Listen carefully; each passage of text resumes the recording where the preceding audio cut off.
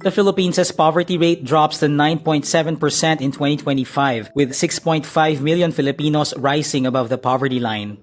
PLDT and Smart Communications will block more than 100 websites for streaming videos of school shootings and other forms of extreme violence. Hong Kong's High Court convicts of inciting subversion two organizers of yearly Tiananmen Square commemoration vigils. U.S. Treasury Chief Scott Bessent says the U.S. will impose, quote, the toughest sanctions in history on Iran. And a federal judge cancels part of the conviction of a former Google software engineer who had been found guilty of stealing AI trade secrets.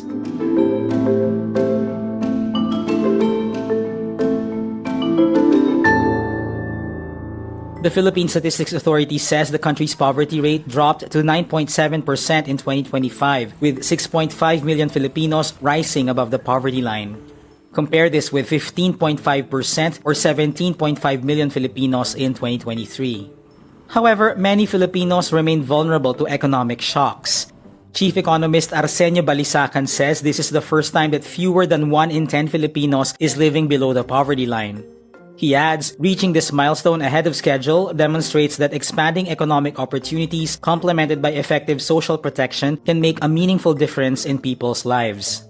The PSA defines the poverty threshold as the minimum income or expenditure needed to meet basic food and non-food needs. These include housing, utilities, health, education, clothing, and transport. The World Bank estimates that around 28% of Filipinos live just above the poverty line, which leaves many vulnerable to price spikes, job losses, disasters, and other shocks. PLDT and Smart Communications announced they will block more than 100 websites found to be streaming videos of school shootings and other forms of extreme violence.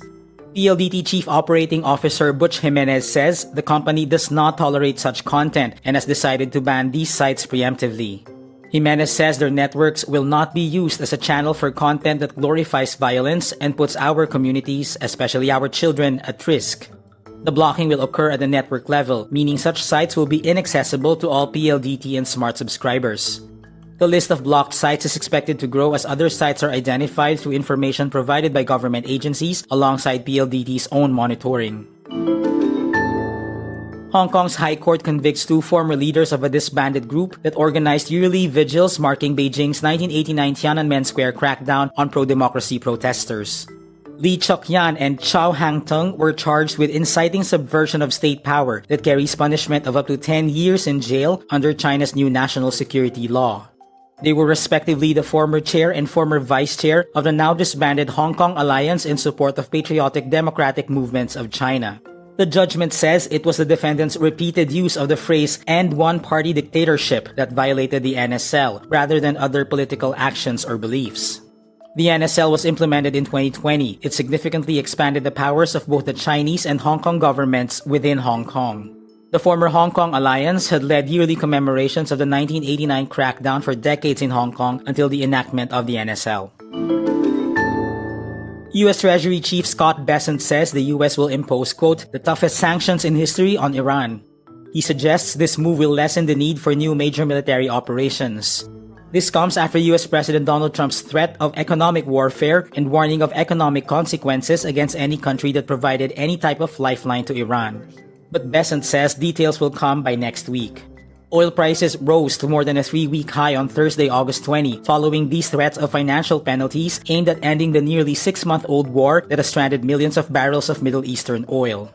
Bessent tells CNBC, if you're doing the maximum economic pressure, then that means that likely there will not be a large-scale kinetic restart. He was referring to military force. The war has pulled in other Gulf nations and shocked markets as Iran strangled the Strait of Hormuz, where a fifth of global oil trade passes.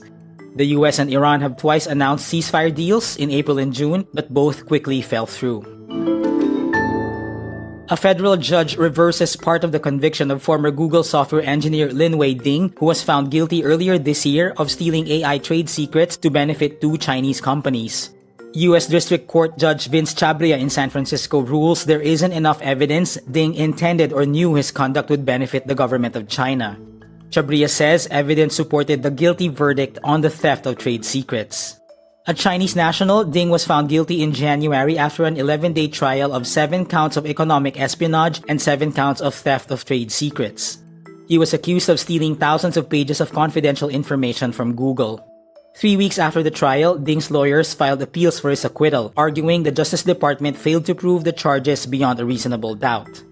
Ding is scheduled to be sentenced on September 1, according to the court docket.